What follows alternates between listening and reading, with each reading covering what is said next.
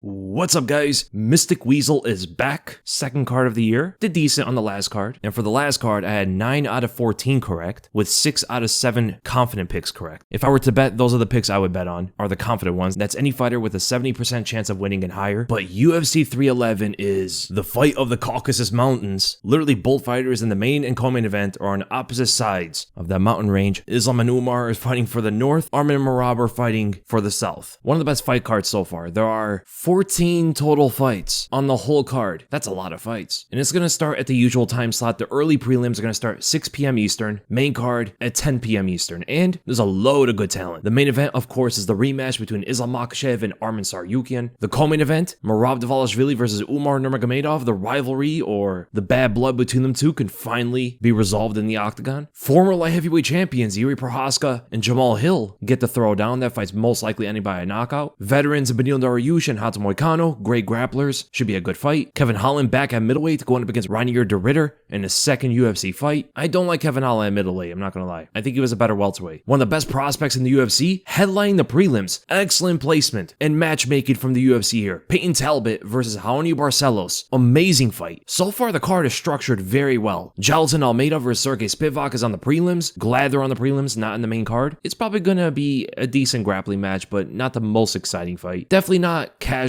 fan friendly, more for the hardcore fans. Bogdan Gushkov is on the card, and he's fighting the replacement from Johnny Walker, going up against Billy Alicana, making his UFC debut. Great fight, and we'll get into the early prelims after that. There's some decent fights on those, but the prelims are great. The main card's excellent. Banger of a card. Starting 2025, if you guys missed the Dern and Rebos Fight Night card, which I don't blame you at all. It was a good card, but this is definitely like the main dish, right? That was the appetizer. Now we get to chow down. But the prospect of the night is, of course, Payton Talbott. There's other good prospects on the card, but Payton Talbott is a future talent, a future top 10 fighter of the bantamweight division. Undefeated, extremely exciting, always goes for the knockout, and very skilled with that kind of style. The stake of the night, the fighter that needs a win, is Beneil Dariush. He's on a 2-fight losing streak. If he loses to Moicano, he might be ejected from the top 10. He hasn't fought in over a year, so he really needs his win against Renato Moicano. The fighter of the night is, of course, the biggest star of the card, Islam Makhachev, the lightweight champion, pound for pound #1 fighter in the world. If he wins, he's the greatest lightweight of all time, one of the biggest stars in the sport, a legend in his own right. I'm glazing at this point, but you have to give him all the credit. The banger of the night, the most explosive fun fight on the card, is easily Jiri Prochazka versus Jamahal. That fight is going to be insane. Can Jiri Prochazka's warrior spirit pull him through in this fight and get the knockout and have Jamahal be making excuses for the next 2 years about it? Or will Jamahal actually prove that he has gotten better and prove he is one of the best light heavyweights in the world and knocking out Jiri Prochazka? That would be such a big win for him. And then he's going to be gloating for the next 2 years about that win. So it's exciting for either fighter if they win.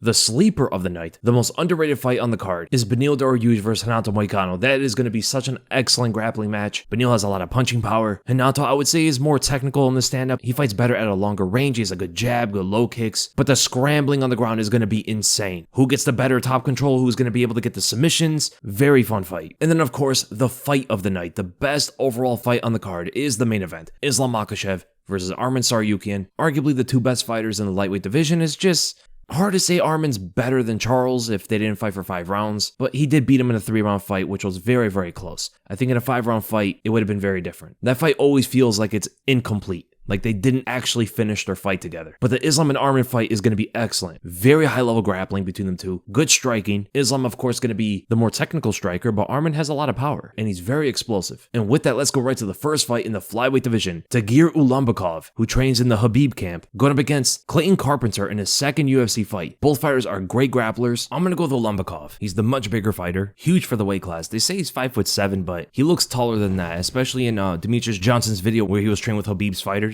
Tagir looked enormous compared to DJ, but he has decent punching power. He was able to drop Cody Durden with an overhand. Carpenter's tough though. He could take a decent shot. He has decent head movement and has a scrapping style, get in there and brawling with the other fighter, but he's too tense at moments, and that could get him to gas out if Tagir is able to fight at a faster pace. But both guys are good at scrambling. Both guys have very good submissions. I think Tagir, being the bigger fighter, maybe also having the wrestling advantage in this one, I think he's going to win this fight by a decision. Should be a close fight though. And then we're going to Ricky Turcios versus Bernardo Bernardo Sopaj. I'm gonna go with Sopaj. I think he's a better striker of the two. He's more explosive, has more punching power, great on the ground as well. Turcios has been taken down by Raul Rosas Jr. as well as high stand. Rosas Jr. is able to get the back a few times, and I can see Sopaj double legging him, trying to get the back for the rear naked choke, but at the same time, I think he's just the overall better fighter. Turcios is tough, he throws out a good jab, keeps his hands up, but might be too slow. So I'm gonna go with Bernardo Sopaj by a second round submission. And then we go to Rinya Nakamura versus Muin Gafurov. I'm going with Nakamura. He's the better wrestler of the two, but Gafurov's got really good striking technique. He has powerful and dynamic kicks, but Kyung Ho Kong was able to out-wrestle him. So did John Castaneda, and these guys do not compare at all to Rinya Nakamura when it comes to wrestling. They're not even close. I think he's going to take Gafurov to the ground, hold top control, and win this fight by decision. Should be a comfortable win for Nakamura. And then we go to Karol Rosa versus Ailin Perez. I'm going to go with Ailin Perez. Karol Rosa doesn't usually fight against takedowns that often. Fighters don't really wrestle with her that much, other than like Sarah McMahon. And Sarah McMahon was taking her down at will. Ailin Perez is the better grappler of the two. She's not on the level of Sarah McMahon when it comes to wrestling, but she's relentless with her takedowns. She shoots almost on average like 10 takedowns a fight besides her last one. Every other fight besides her last fight, it was like around 10 takedowns, which is crazy. And Karol Rosa is the better striker, but she's not like super high level. She has good kicks, her punches are very winging, and hooks resemble haymakers, uppercuts resemble bowl style uppercuts, and her kicks could get her taken to the ground as well. So it should be a close fight, but I'm gonna go with Ailin Perez by a decision. And then we go to Zachary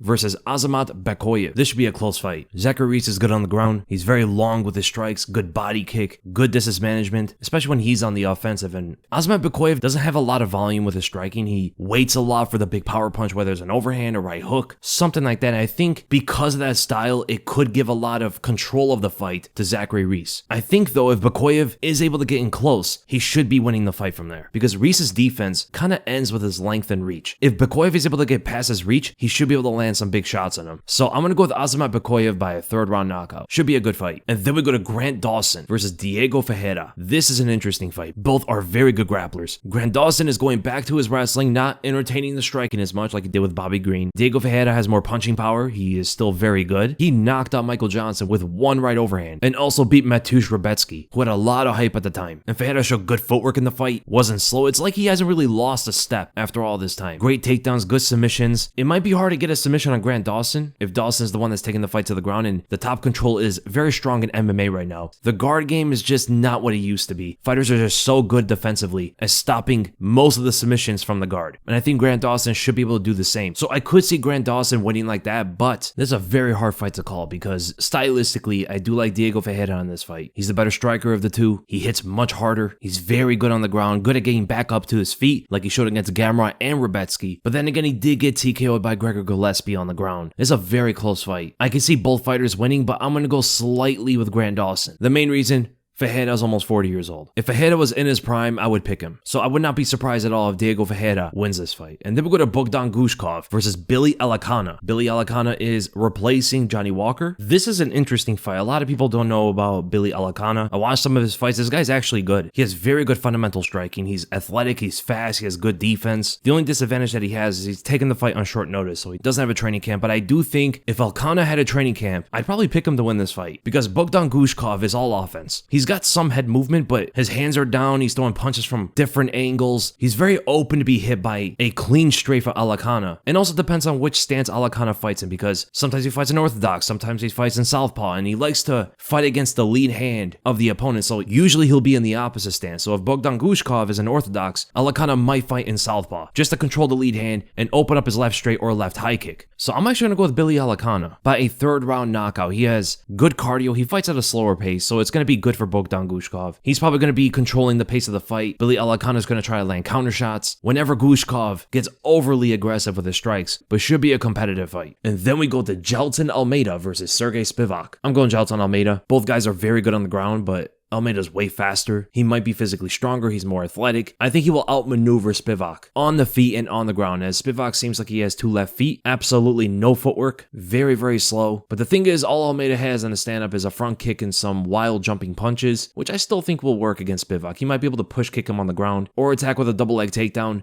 land ground and pound shots, and eventually win the fight by a decision. I think that fight is going to separate Almeida from the other blobs, or the best blobs of the heavyweight division, as Spivak may be the highest level blob at heavyweight. And then we go to the featured prelim fight between Payton Talbott and Raoni Barcelos. Talbott still undefeated, coming off a crazy knockout win. He doesn't fight that often, man. Getting a 19-second knockout, you would expect him to be right back in the octagon fighting someone else, but it took him like 7 months to get his next fight, and he did say that fighters didn't want to fight him, so that's understandable. You know, with fighters like this who are coming up and just destroying everybody, there's no upside to beating them except just derailing the hype train. But at that point, if it's a veteran that beats him, the narrative will be, oh, just Talbot wasn't that good, you know, he was all hype. And that could be the narrative how Barcelos beats him, but Barcelos not in his prime anymore. He's 37 years old. He is coming off a good win against Christian Quinones, but is 2-4 since 2021. He also doesn't fight that often. He had one fight in 2024. I don't know what's up with some of these fighters, man. Like, they're just as active as champions are. Champions are usually going to fight way less, but someone like Talbot, you expect him to fight a lot more often, man. Just take up any fight they throw at him. I do think he's going to win the fight. I think it's going to be a showcase of punching power and striking technique. This is going to defeat someone like Raoni Barcelos. Barcelos is technical as well. He's good with his blitzing. He's good with his leg kicks. He resembles a lot of Jose Aldo, almost like a Walmart version of Jose Aldo, but still, that's a very good fighter to be able to even mimic someone of Aldo's stature. Not that he does it on purpose, but he does have like similar mechanics to his striking. But I do think he will run into some of the shots of Talbot, and one punch from Talbot can drop Barcelos, follow up with ground and pound could finish him from there. The only thing about Talbot is sometimes he will drop his hands or lead with his chin, which gets him hit sometimes, and Barcelos has decent power. He's not as powerful as Talbot, but he can land a combination of punches and knock his opponent out, just like he did against Kurt Holobaugh back in 2018, which was a long time ago, but still to this day, his best knockout in the UFC. So if Barcelos lands one punch, he could follow that up with multiple punches after, in combination, overwhelming Talbot. I just don't think it's going to work too much, though. Like, that's Barcelos' best chance of winning. Talbot, though, is a scrapper. He will punch back. He had fights like that before the UFC, trading shots with his opponent, and he usually gets the better of them. He hits way too hard. He has a very good chin. He's very athletic. Huge for the weight class. He's 5'10". 5'10" with a 70-inch reach at bantamweight is insane. He has a wide frame, too. He's not skinny like Sean O'Malley, and him and O'Malley are about the same height. It's crazy how this guy makes bantamweight. He looks like an actual featherweight out there. Like, he looks like he would be the same size as like Yair Rodriguez. And I do think we will eventually see him at featherweight in the future. There's no way he can just keep making bantamweight for the rest of his career, right? But I'm going Payton Talbot by a first round knockout. And then we go to the main card. The first fight, Kevin Holland versus Reinier de Ridder. It's hard to predict de Ridder's fights because he has a very unorthodox style, very chaotic. And it looks like he should be losing his fights until he just somehow comes back. I mean, his fight with Gerald Meerschaert was excellent. It looked like Meerschaert was getting the better of him in the beginning of the first round, but then de Ridder dropped him, started out grappling him later, and finish off the fight. He has that kind of gumpy style where it looks like, oh, who is this guy in the cage? How is he going to beat Kevin Holland? Then he just lands some crazy hook or something, rocks Kevin Holland, takes him to the ground and submits him. He's also the bigger fighter. He's going to be the stronger fighter. But Kevin Holland has that one-punch knockout power. He's good on the ground as well, at welterweight more than he is at middleweight, but he does have a good win against Mikhail Alexiachuk, submitting him in the first round. So it's a tough fight to call. It is nearly a pick'em, but I'm going to go with Reinier de Ridder. I think he can overpower Kevin Holland and I'll grapple him. I think if he can avoid that one big shot of Holland, he should win the fight. And Kevin Holland historically has gotten overpowered at middleweight before when he fought Marvin Vettori and Derek Brunson. And I think de Ridder's grappling will win him the fight. So I'm going to go with Reinier de Ridder by a decision. And then we go to the lightweight veterans, Beneil Dariush versus Renato Moicano. It feels like Dariush hasn't fought in years, while Renato Moicano's just been making money, man. 3 fights in 2024. He had a grappling match as well. Annihilated Benoit Saint Denis, the biggest comeback of the year against Jalen Turner, whereas Beneil Dariush had no fights in 2024. He got knocked out twice in a row against Arman Tsarukyan and Charles Oliveira in 2023. He really needs a win here to stay in the top 10, I would say. But I'm going to go with Renato Moicano, not because of the styles as much as the momentum. I think Moicano is better mentally going into the fight. He has a lot of momentum behind him. He has a lot of confidence. Whereas for Dariush, he has to make that comeback, right? It's harder to win the mental battle against your opponent when you're coming off 2 knockout losses in a row. You haven't fought in a whole year. And you know your opponent is on a 5-fight win streak with some decent hype behind him. So I think stylistically, Dariush could win this, right? He has good takedown defense. He has more punching power. And Renato Moicano doesn't move his head too much. He doesn't have the greatest defense. He's good at range, though. He's good at using the jab. He's good at using the low kick. But the thing is, Dariush fought fighters like that before. He's fought fighters that try to keep him at range, and he's able to find his way in, land some big shot, go for the takedown himself. He's been in wars before as well, but I think he's going to be slower in this fight. He may not be as aggressive, and I think because of that, Moicano might be able to keep him at range. And if the fight goes to the ground, I think Moicano has a slight edge, as I do think he's one of the best grapplers in the lightweight division. So not as much because of the techniques and the styles, but I do think Renato Moicano is going to win this fight by decision, mainly for the mental aspect of the fight than the physical. As we all know, the mental part of the fight is way more impactful on who wins. And I think there is going to be a bigger difference in that than there will be in the skills. And then we go to Jiri Prochazka versus Jamahal Hill. I cannot wait for this fight, man. This is such a crazy fight, man. 100% ending by a knockout. But Jiri's the more durable fighter and the more lethal striker. Jamahal Hill is more technical with the fundamentals, although he does wing punches from range and it looks like he's flying, flapping wings, doing the hokey pokey and the hoedown with his footwork. But he has good precision with that left hand. He has a good left kick. The right hook comes very wide and I can see Jiri Prochazka from the opposite stance, laying a jab straight down the center and knocking him out. Straight punch being looping punch, and Jiri has been saying he's gotten a lot better. So I would think that has something to do with his fundamentals more than the chaotic style that he has.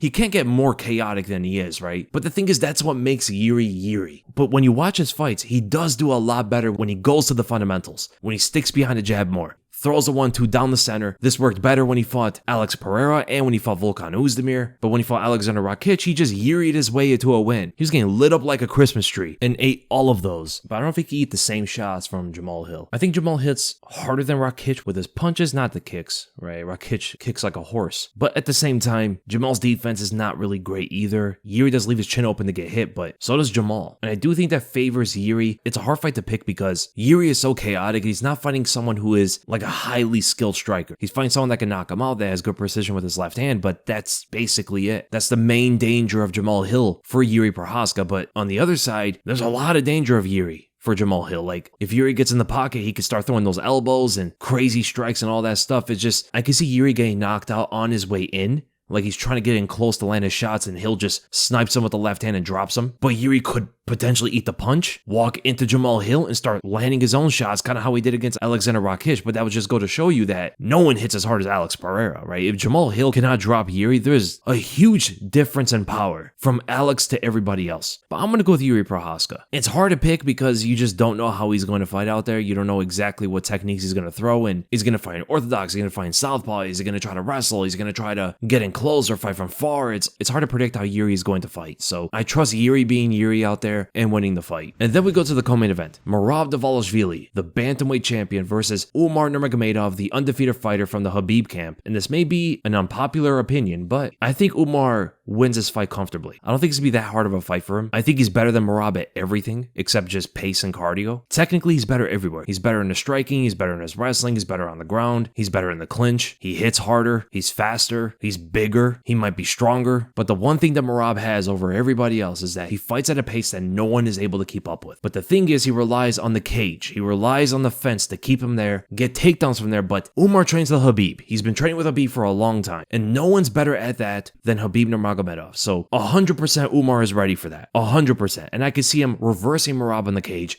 maybe flipping him to the ground, laying elbows and knees in the clinch, or even high kicks from range whenever they're in the center of the octagon. Merab sometimes drops that right hand of his. There could be a left high kick from Umar. He's very flexible with his kicks, throws him out there really high, very fast. So I can see him getting a knockout with a head kick, but if it's not that, I see him out-grappling Merab and out-striking him for 5 rounds. Merab, he's not super technical and smooth with his wrestling technique, and you're going to see the difference in that when he fights Umar. He kind of just like pushes his way into getting those dominant positions. And Henry Cejudo's the best wrestler he's fought so far, which is a big win for Merab. But Cejudo was winning that first round. He rocked Merab in the first round as well. He slowed down, as Cejudo said later that he was injured in the fight, and that's what caused him to slow down, which is very uncharacteristic for Cejudo. He never gasses out, ever. And it's the same guy who pushed a crazy pace on Marlon Moraes and fought a crazy pace with Demetrius Johnson at a lower weight class, cutting all that weight and all that stuff. Getting tired after the first round, where Merab really didn't do as much in that round, does point to the injury affecting him in that fight. But the other thing is too, Cejudo's very small for the weight class. The way that Merab was able to pick him up is something he will not be able to do against Umar. I think stylistically right now, Umar is by far the worst matchup for Merab Dvalishvili in the bantamweight division. So I'm going to go with Umar Nurmagomedov by a 4th round knockout via head kick. But I could also see a decision. I think the knockout will most likely be with the kicks, but again, it could be like a 49-46 decision. And then we go to the main event, Islam Makhachev versus Arman Tsarukyan, a 3rd fighter from the Khabib camp on this card, which is crazy, versus the richest fighter in the arena, money. Maybe even richer than Dana White. Arman Tsarukyan. It's very interesting because why would he choose to fight in MMA when he doesn't have to? He was born into a rich family. He has the Lamborghinis and the S-Class cars, and he said this could be his last fight. He said his dad could just tell him, hey, stop fighting, come work with me, and make money. It's crazy that he has as much drive as he does. He pushes himself to such a limit in the training. He trains very hard. He's one of the best fighters in the world. He pushes himself in these fights. Almost got finished by Charles Oliveira, showed a lot of heart in that fight. Maybe he's defeating that negative rich man stereotype. Most people who are rich are not going to go into MMA and fight at the highest level. I don't know any other example of that, honestly. I don't know any other fighter who is rich,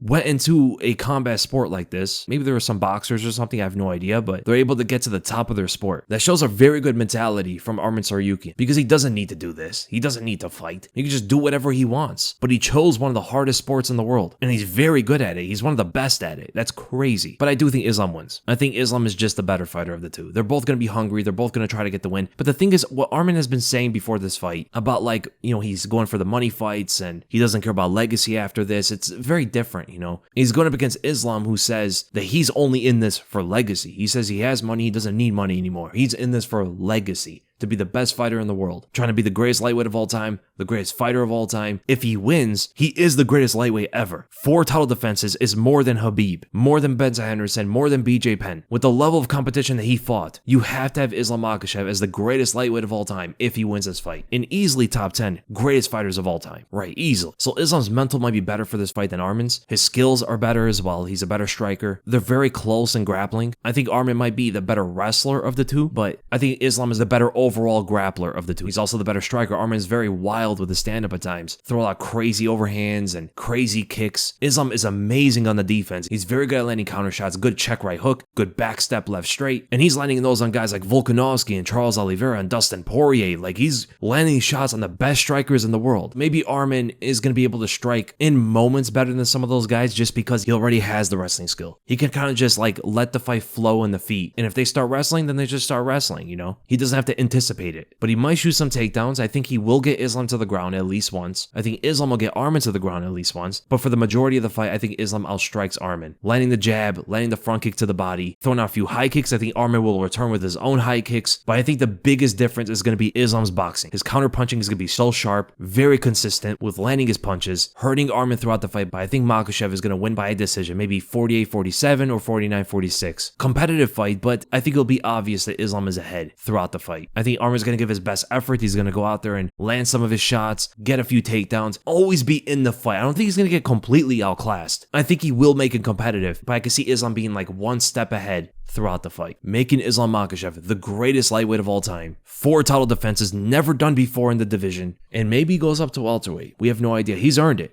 If there's any champion that's earned to move up a division, it's him. It's him, Pantoja, and Alex, more than anybody else. But he would have the most title defenses currently in the UFC. And there really isn't a number 1 contender after yet, right? It's Charles Oliveira, but he's coming off 1 win. He fought Islam before, he lost. They could do the fight. In fact, I would like to see that fight more than Islam jumping up to welterweight. But if Islam wants to go to welterweight, he's like the one fighter right now that the UFC would not refuse that to. He fought Alexander Volkanovski. He allowed him to come up to his weight class, fight for his belt. He's the greatest lightweight of all time after this. 4 title defenses. I think 3 is the minimum to go up to the next weight class, and he's beaten everyone there is to beat. So Islam Makhachev at welterweight would be great. And if Justin Gaethje is fighting Dan Hooker, they could do Max Holloway versus Charles Oliveira for the number 1 contender. In the meantime, as Islam is fighting at welterweight, then Islam could come back to lightweight, fight the winner of those 2, and then maybe defend the belt at welterweight after. Islam has a big legacy he's going for right now, but hopefully he's active, because if you're winning 2 titles, it requires you to be even more active as a champion than if you only have 1 belt, because if Islam could fight 4 times a year as a champion, that would be insane. Very hard to do that though. But let's go to the odds here. So Islam Makhachev minus 400.